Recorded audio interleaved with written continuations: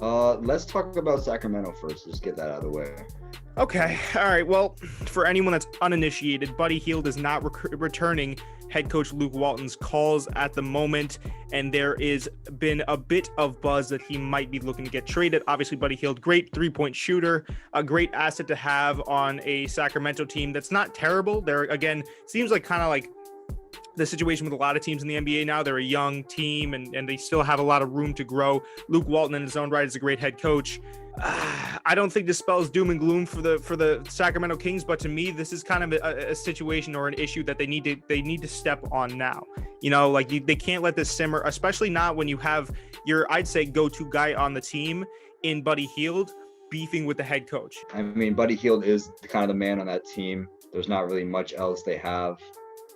He's probably their best asset, and he does come in year out. He does put up some decent numbers. He is definitely someone that they want to hold on to and perhaps build upon. So by that happening, you know, a lot of people are worried. The reason it's such a big deal is because a lot of people are worried that his organization that's already not in a very good place could fall even further.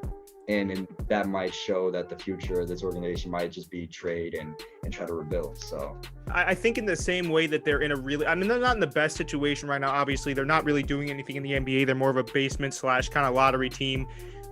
In the same way that they're not in a good spot, I think if you want to look at it as in like the glass being half full, they're in a spot that they have so much potential growth.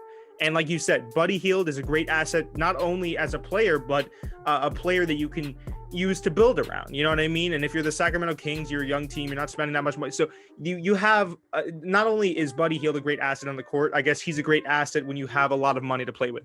And that's exactly what the Sacramento Kings, I imagine, have. I know they've always had kind of their gripes going back and forth in the past.